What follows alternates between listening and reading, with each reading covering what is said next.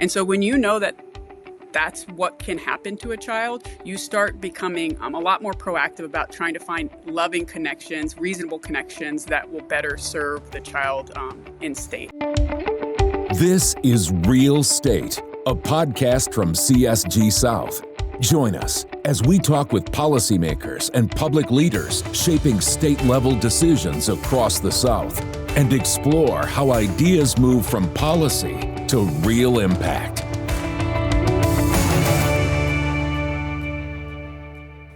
Hello, and welcome to Real State. I'm your host, Lindsey Gray. In the South, states are taking a closer look at how child welfare systems can better support children, strengthen families, and reduce unnecessary disruption in young lives.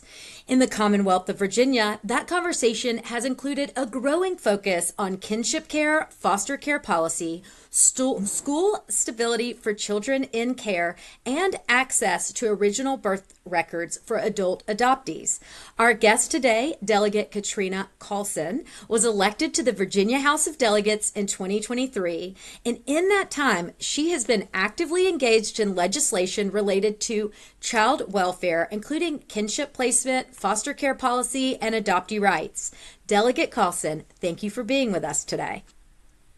My pleasure. Thank you for having me. I'm excited to talk about the work with the Department of Social Services.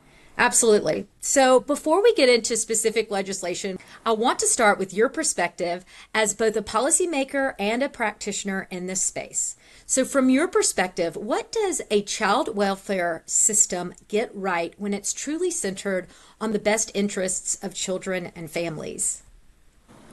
Yeah, so probably the easiest answer is it has to be focused on children. It really does. Children should be the primary focus. The state code should reflect that the best interest of the child is a primary focus, and then everything should be crafted around that.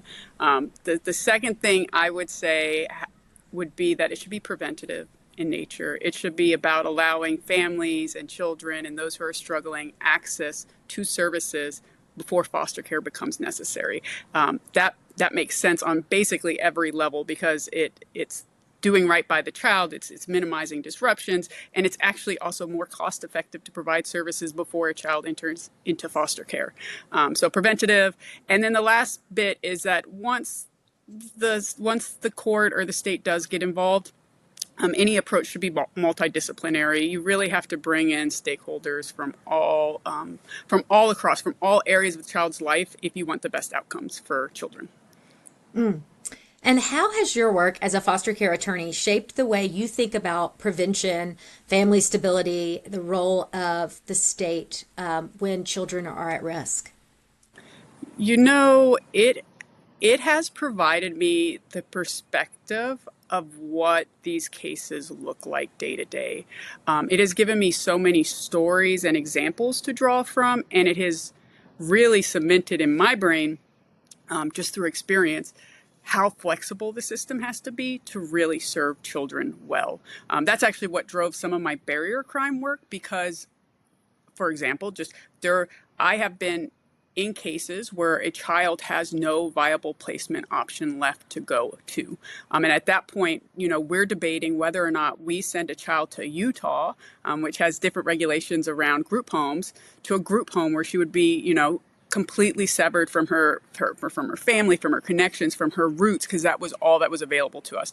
And so when you know that that's what can happen to a child, you start becoming a lot more proactive about trying to find loving connections, reasonable connections that will better serve the child in state. And so just having stories to draw from, it's really guided my work. Getting to see it, to feel it, to hear it. I mean, I've had a child that when she aged out of foster care, she said that she was in foster care for years of her life. She was going to take some of that time back, and she read us a letter. It was incredibly powerful and poignant about what it looks like from a child's perspective to be in foster care, things that I had not thought of, but I got to hear it from her. So has it shaped my work in all different kinds of ways? But I would say mainly by having those stories and bringing them with me and knowing what it looks like when these laws go into effect. Man, absolutely. I mean, that real world experience on such a complex issue, as you mentioned, I mean, it's layered and it's emotional, and it can really, truly make or break a child in so many ways, and really the family structure. So with that real world experience, that has clearly informed your work in the General Assembly, particularly around kinship care. In 2024, Virginia enacted legislation you sponsored. Yeah. It's my understanding as a freshman legislator, this was also pretty impressive. But Virginia enacted legislation you sponsored to establish a parental child safety placement program, which supports placing children with relatives or trusted adults and helps prevent unnecessary entry into the foster care system. And so, what problems were you trying to solve with that legislation? Just what were you seeing in the system at that time, and why did kinship care rise to the top as a policy priority for you and your fellow legislators?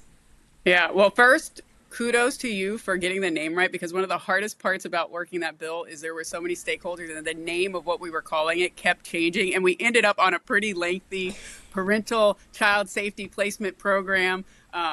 So good for you for getting that part. Yeah. So where did that come from?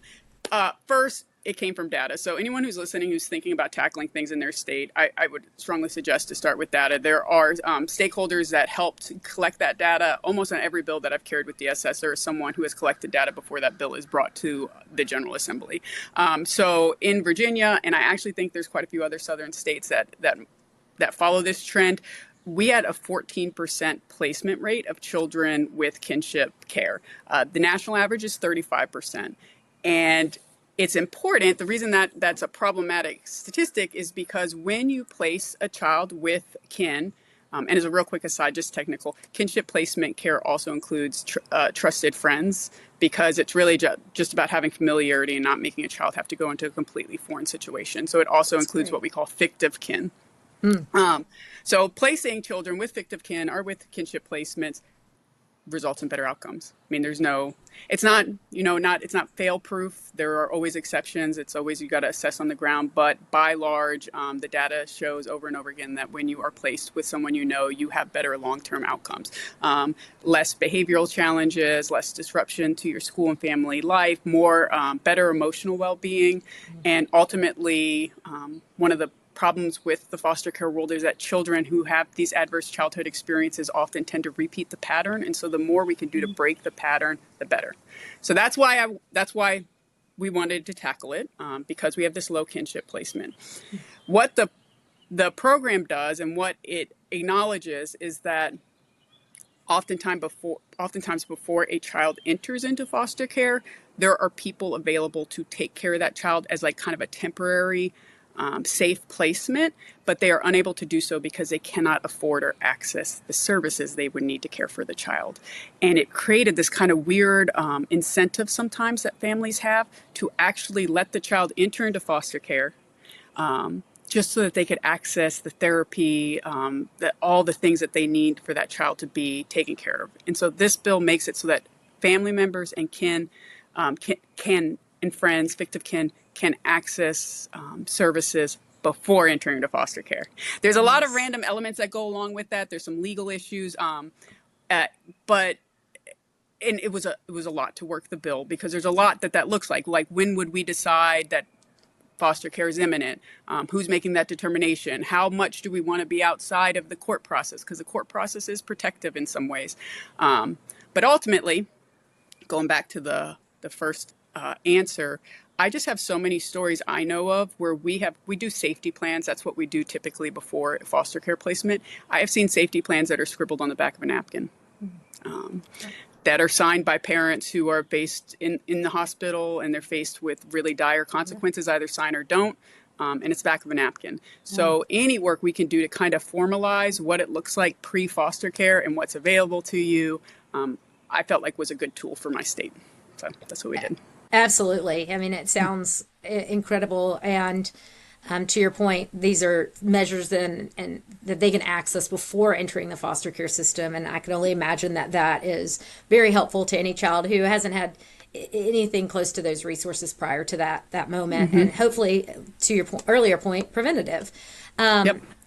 So, and you kind of answered this with the kinship statistic and that data, but When children are placed with relatives instead of entering traditional foster care, what difference do you see in the outcome for those children and families? Are there specific stats you're looking at that measure the success of this change? So is it just that kinship stat and hoping that it gets closer to the national average, or are there other data points that y'all are looking at that would consider this change a success, just even if it's just moving the needle one step closer? Yeah, so that's a great question. And it's been 2 years since I've done the bill, and we just came out of a session with 20 other bills, so I'm trying to remember fully, but I am almost positive there is a reporting aspect of this, like beyond positive. I'm sure there's a reporting aspect. I would tell you that probably the most baseline stat we're going to be looking at is to make sure that we get higher kinship placement. I can tell you the department that I worked for, the Charlottesville Department of Social Services, actually had one of the highest kinship. The year I was there had the highest kinship. I was there for 5 years, but I just know of at least 1 year. I want to be accurate with my stuff that I'm saying here. We had the highest kinship placement in the state, which goes to show that even without the legislation, it is possible for local departments of social services to prioritize kinship placement. So what I'm hoping this legislation does is show that that should be a priority of all of our departments. And I would love to connect with other state legislators about how their states do it. Virginia, just so people know, is a hybrid system where we have a centralized Department of Social Services, but it does not have a lot of authority. In fact, that's a bill I had this year about giving them oversight authority. And then we basically have, dozens and dozens and dozens of local departments of social services, and they can have very disparate treatment of children. They can handle it very differently. And I'm giving you really long answers. You can interrupt me whenever you want. No, I love this. I think that this is a complex issue with a lot of layers, and I have an opportunity later this year for legislators to get together to actually share this information that I'll talk about before we get off the podcast. But as that policy is implemented across Virginia, what does success look like for the Department of Social Services and those local levels that you just referenced? Are they adopting this, or are you seeing that success? Are they more apt to thinking about this as a solution that maybe they weren't prior? Yes, I am seeing it. Although I will say it's anecdotal for me at this point because I've not looked at the report. But what I have heard is directly from departments of social services about their gratitude for being able to use those funds and get funds and services into families that are struggling before foster care. I've also heard feedback about some implementation pieces. One thing is when we carried this legislation, we bumped up the regulatory process. Usually there's like a 2-year review process where the department can really weigh in on all the little nitty-gritty pieces and what it's going to look like. The very on the ground, like, if we have this form, how do we get it here in the time frame? So some of those pieces are still being worked out. But success for me is fewer kids in foster care would be the ultimate. The kids that are in foster care, higher placement in kinship foster care. I know we're going to have so much more data available by having these formalized placement program plans, because those safety plans that I mentioned, having to have introduced a bunch of them in court as evidence, they're really highly informal. Like I said, the back of a napkin, sometimes not even fully signed. So you're pushing me a little bit to say I need to dig back in and look at how it's going. But yeah, I would say less kids in foster care would be the number one primo goal. And then more in kinship placement if they are in foster care. And then kinship care is about more than placement. It's about that stability in everyday life. So you also supported legislation to help children in foster care and kinship care remain in their same schools and reduce barriers for caregivers managing school enrollment. So why is school continuity such a critical part of the child welfare conversation? Yeah, so that was a little personal baby bill, because I also was on school board when I was doing the foster care work, and I had a case.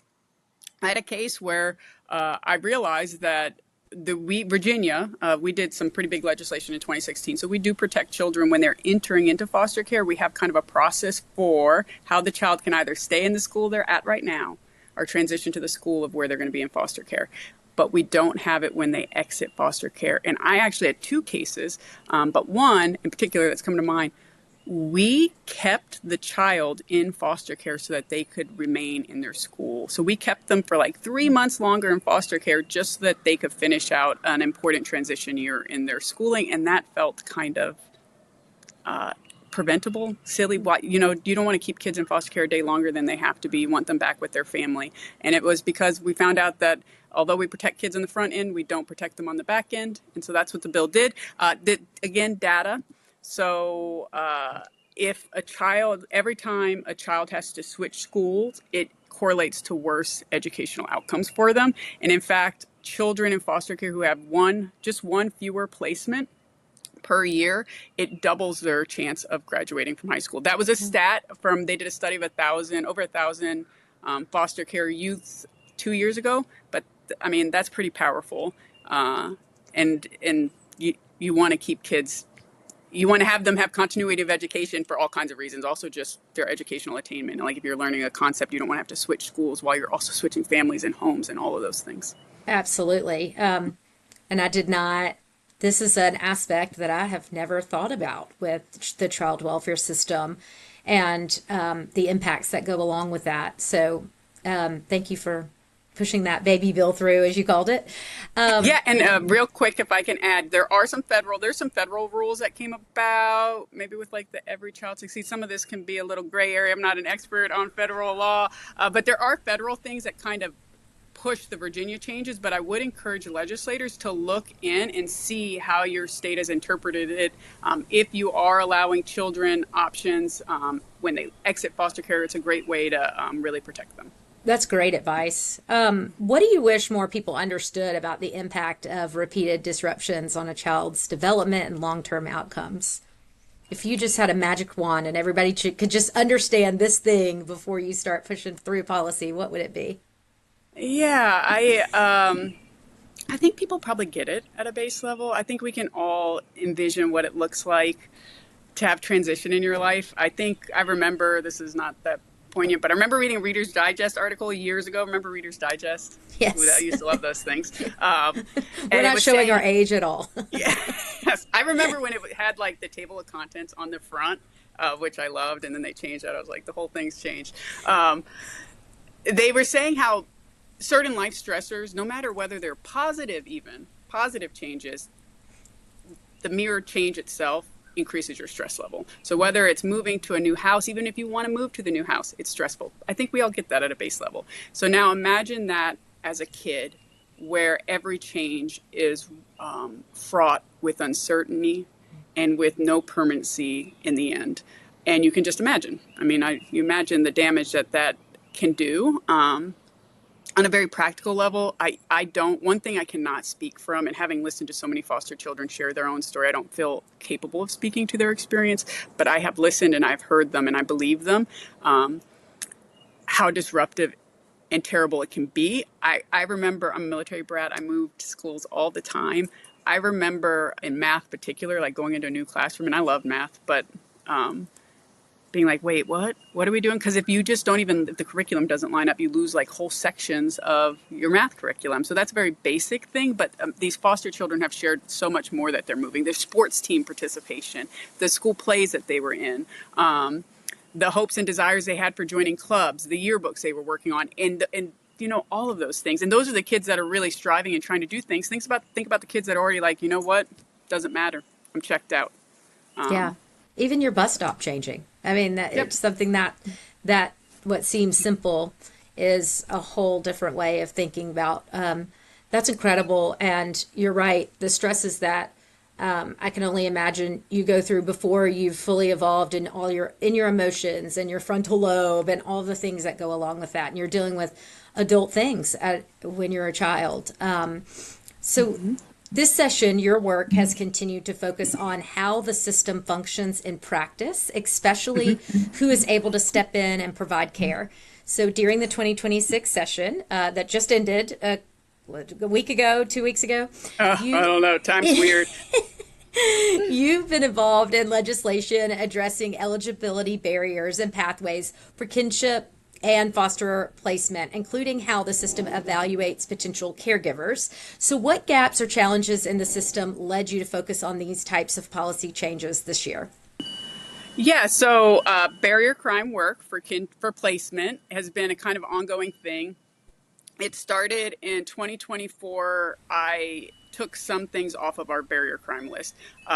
Virginia has a barrier crime list that's much more extensive than the federally required barrier crimes. Note to state legislators, we can't do anything with the federal barrier crimes, but many of our states go above and beyond, and it hasn't always been reviewed in recent years. So the Virginia one is extensive and includes things on there that honestly, with a lot of times with time restrictions that don't make sense. So, I mean, it could be a decade plus that you've had something that don't have any bearing on whether or not you're a viable placement option right now. And beyond that, you kind of got to weigh things. So even if, like, let's say, I mean, I'll be really frank, one of the barrier crimes we have in Virginia is hunting without a license.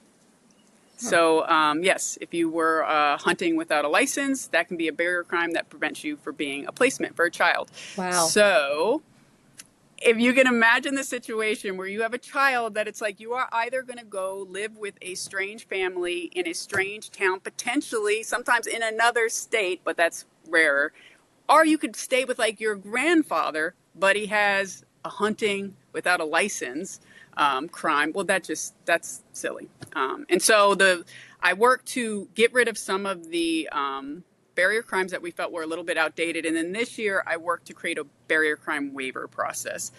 All of this foster care legislation, by the way, has been extremely bipartisan, has been across the aisle. I have worked with Republicans. I'm a Democrat, worked across the aisle.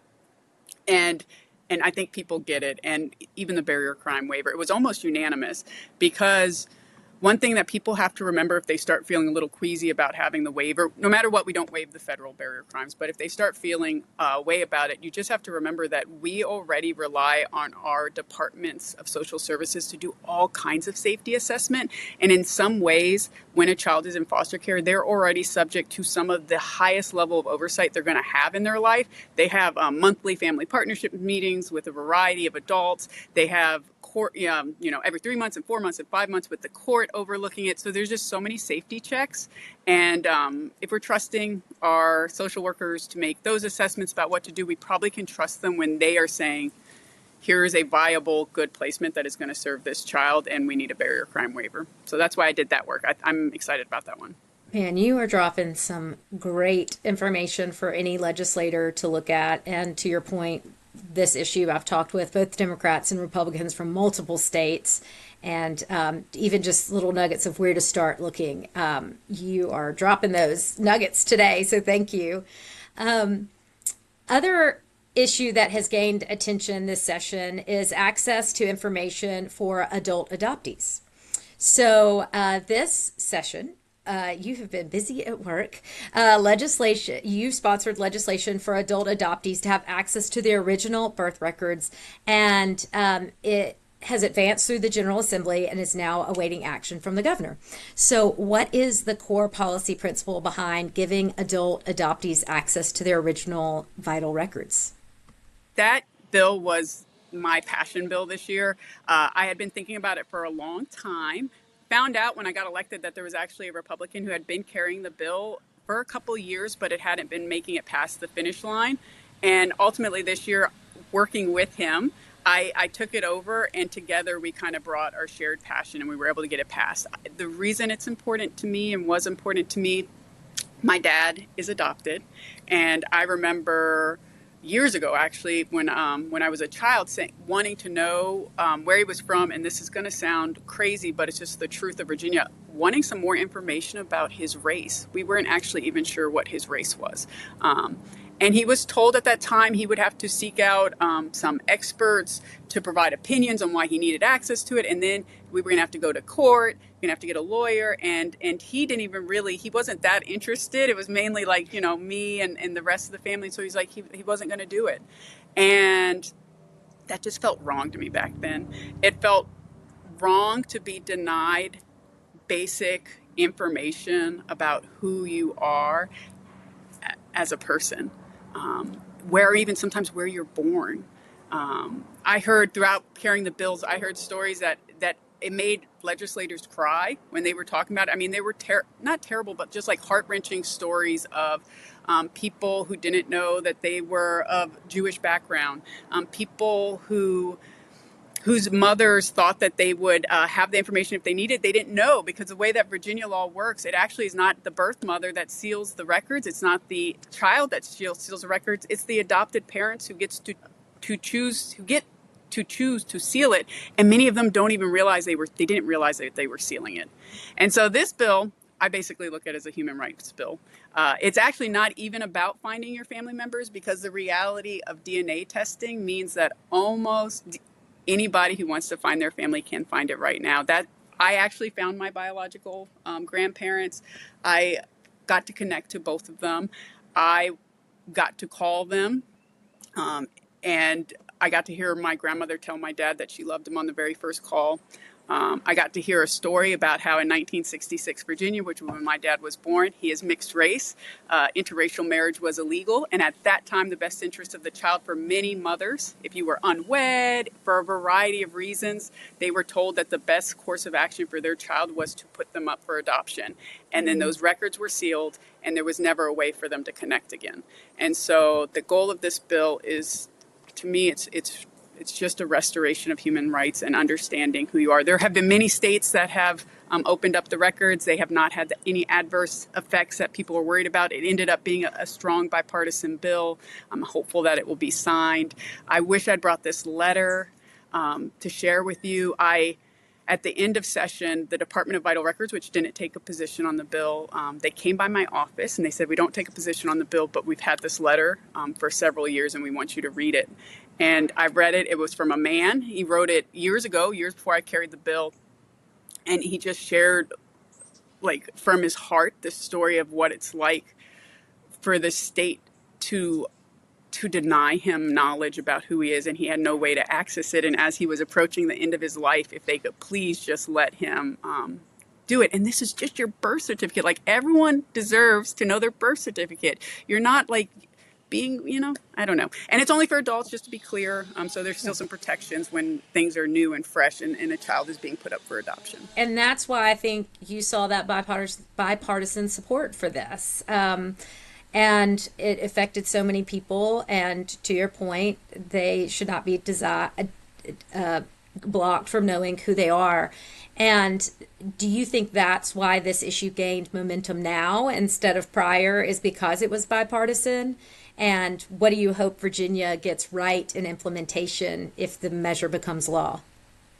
Yeah, so I do think it gained traction because more and more stories were coming out. One of the very neat things about the bill is realizing the amount of connections that people have to adoption. So it ended up going through kind of a roller coaster on the Senate floor. It passed and then was moved for reconsideration.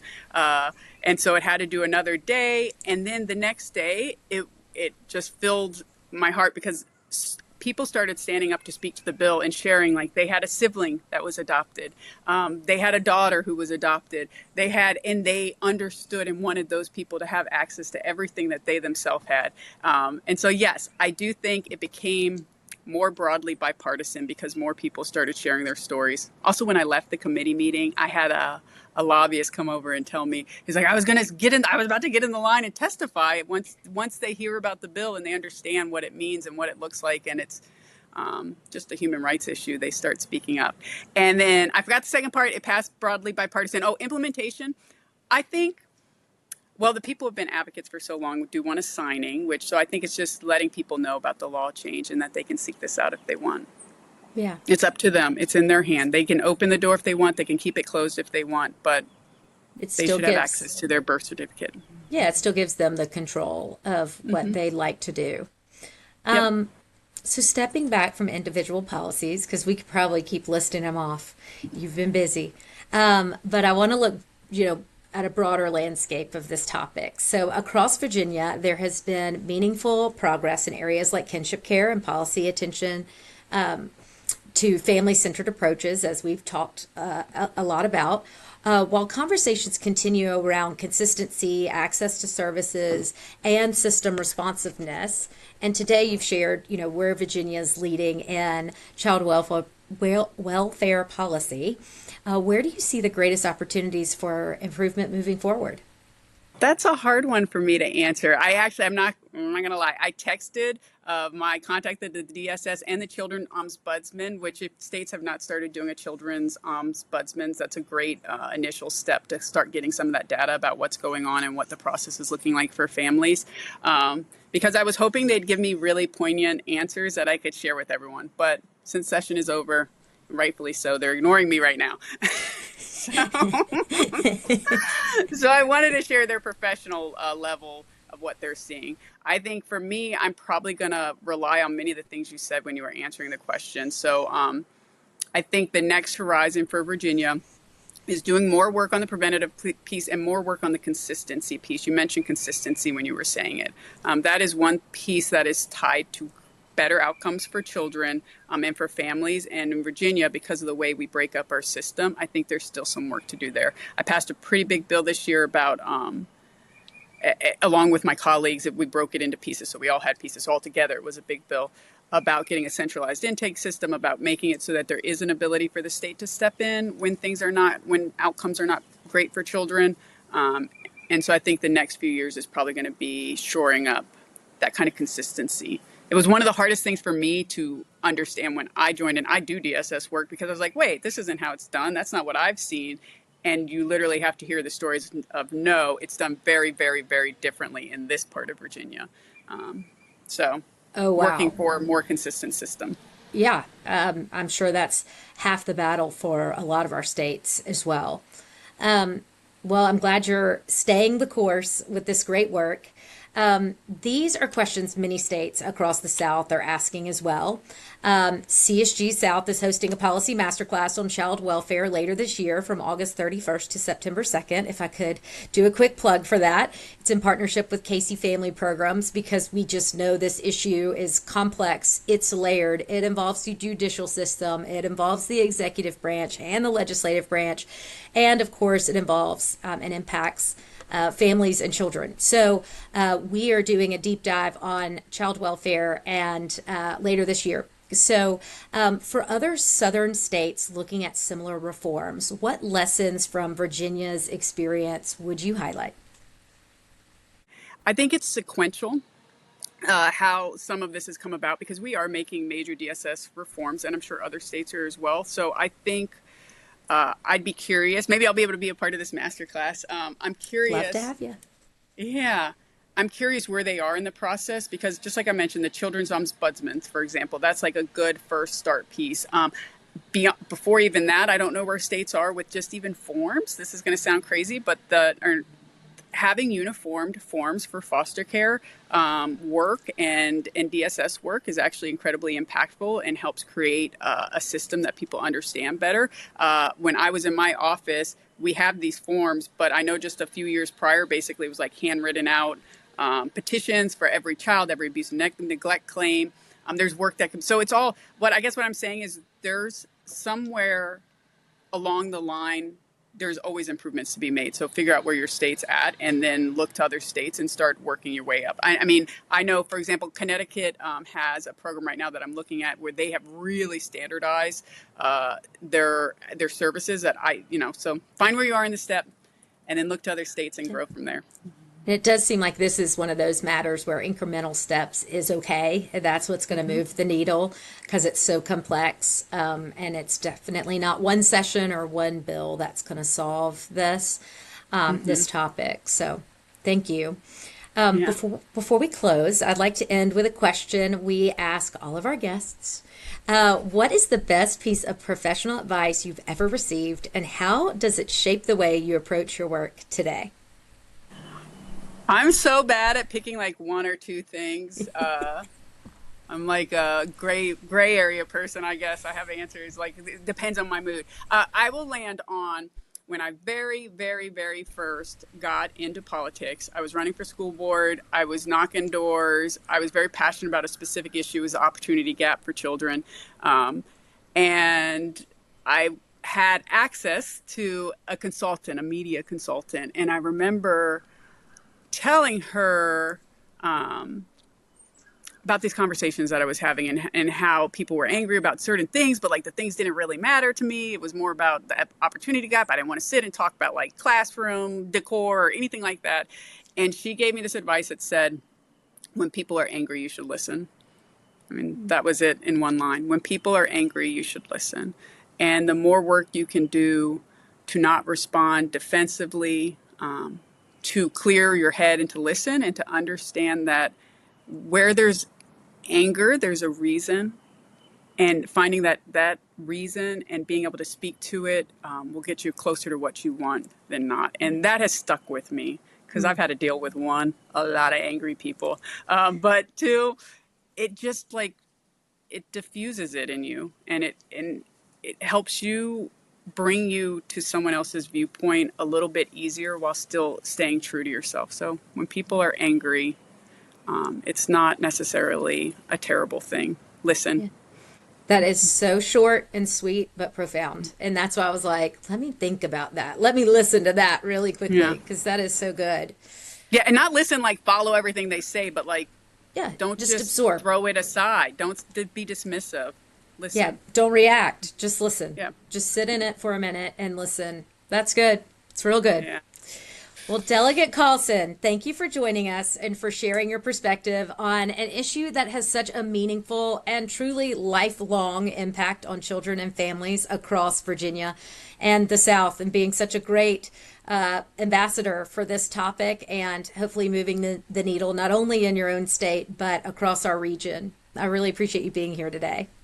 It was my pleasure. I'm looking forward to hopefully at a future conference being able to talk to people about DSS legislation and learn from the other states around me. And I appreciate you taking the time to do a deep dive into the work in Virginia. Absolutely. I'd love to see you there at the Policy Masterclass later this year. I'll get in touch with you after this. So to our listeners, thank you for tuning in to Real State. For more conversations like this and more about our fall policy masterclasses, visit csgsouth.org. I'm Lindsey Gray. Let's keep it real. Thank you for joining us today on Real State, where we keep it real about what really matters.